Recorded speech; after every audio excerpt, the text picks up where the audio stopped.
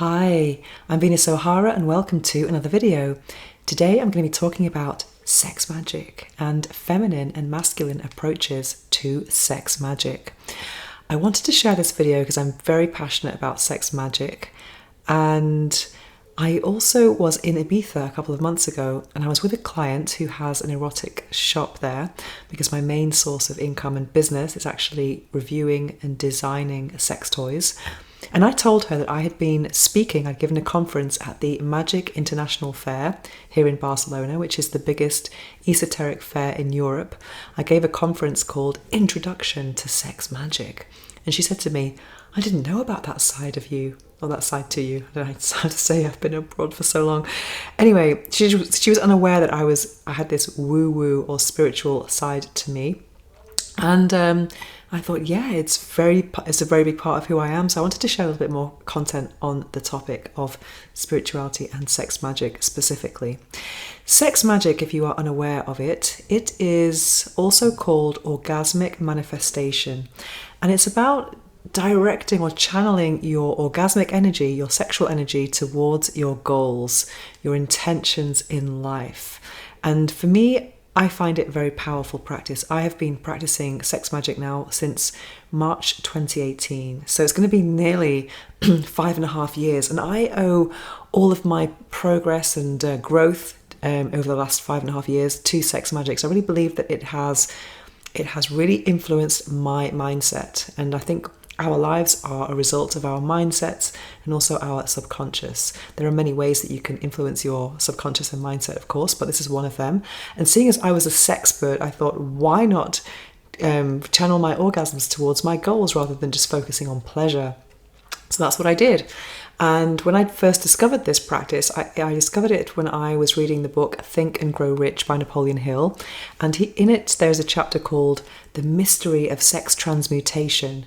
And sex transmutation is like, for example, transmuting the sexual energy into a different type of action. So when you get horny, instead of actually having sex or masturbating, you would instead have another type of physical action, such as doing sport, if that's your objective, or writing, or whatever it is that you want to focus on in life.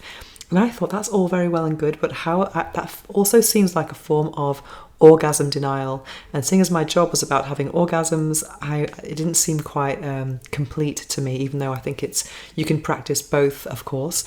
So I went down this rabbit hole of looking for manifestation and sexual energy, and I came across a video by Teal Swan called How to Use Orgasm to Manifest. And this video really changed my life, because when I discovered that you could actually set an intention at the beginning of your masturbation practice or sex practice and at just the moment of orgasm, it completely blew my mind. And I thought, I'm doing it now. So I completely changed my self-loving practices, and they became sex magic practices instead. And over these 5.5 years, I've read so many books. I read all the books on sex magic. I've also shared some content on this channel about the best books on sex magic. And I'm currently reading this one, Sacred Sex, The Path of the Divine Erotic. The Magic and the Path of the Divine Erotic, an amazing book. And here she says, sex magic is action plus energy plus intention. Interesting.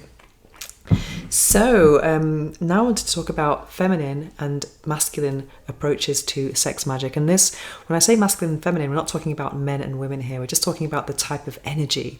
So for example, I was always focused on I was always in my masculine energy when I started to do sex magic. I was goal orientated, and I was thinking of clear objectives and goals and action. And I was really focused on professional goals and financial goals at the beginning. However, now that I am more in my feminine energy, I've learned about the importance of surrender in manifestation, like being okay with things not happening in the way you desire. For example, the feminine energy is more about receptivity, surrender, and being rather than doing. So with my sex magic practice, I always use an affirmation. So instead of having an affirmation such as, I am a millionaire, it would be something like, I am ready to receive my blessing, something like that. So it's about your receptivity rather than a specific goal. So it's more kind of creating the space to receive the thing you want to manifest. So that's what I've been doing more recently, and I find that to be quite empowering because it's non-specific. And I know a lot of people who talk about manifestation say that you must be specific, but there's something great about being non-specific and having the thing that's best for you, because you might not always know what's best for you. I remember once I did Sex Magick. I wanted to go on a date with a guy, a specific guy, and I did the magic. This has happened a couple of times actually, but I'm going to tell you about this one concrete example. And I really wanted him to ask me out. Someone I already knew for a while, and I started to look at him in a different light. And on a Sunday, I did the magic. Monday morning, he messages me and asks me out on a date. And I was like, oh my God, this works. It works. It was so incredible. So on the Tuesday, we went out on a date, and it was all fantastic. It went really well. And then we ended up at his place. And oh my God, when it got to the intimate moment, he was actually impotent, and I'm not saying there's anything wrong with that, but it just seemed like this was kind of the cherry on the cake of our incompatibility, if you see what I mean, without going into too many details here. But I was kind of thinking, wow, and I'm so glad now that nothing happened. Oh my God, because I still know this person. So now I have this massive relief thinking, thank God nothing happened. Thank God there was no kind of divine union happening, because I've just since seen him in a different light again and thinking, I'm so glad nothing happened. So I'm really glad. I can't even emphasize that enough, and I'm just feel that it was the right thing. But that was the kind of danger of being too specific. I think you should be kind of more open in the things we wish for, saying you want this or the equivalent or the best thing for you. So using affirmations such as I accept, or I am ready to accept my blessings, I am ready to receive new business opportunities, without kind of saying what they are. I think that's the kind of space I'm in at the moment. So being less specific, more about my receptivity, focusing on how ready and available and in the receiving mode that I am, rather than thinking of focusing outwards onto a specific goal. So that's what I'm doing right now. So that's what I mean about the masculine and the feminine. It has nothing to do with being a man or a woman. So yeah, so that's what I want to share with you today, because when I do Sex Magick, it's always based on an affirmation. So instead of thinking, what did I do today? Oh yeah. So something about more about the receiving rather than the outward objective. Yes, I wanted to share that with you, and tell me about, have you practiced Sex Magick? Are you inspired to focus your orgasms towards your goals? Everyone I teach about this, they have amazing results. And also I have this magical diary here. I started keeping a magical diary in November last year, and it's kind of amazing. I've already made another video about this, but it's incredible how I can look back and think, yes, got that.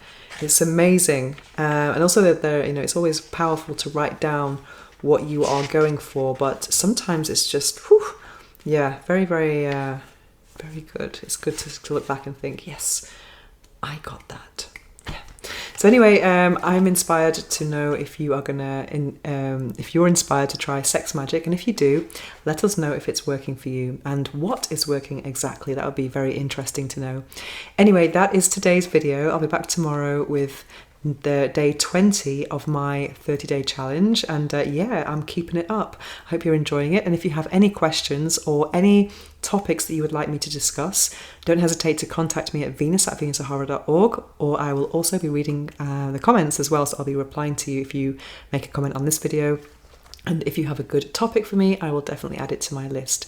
Thanks for watching, and see you tomorrow.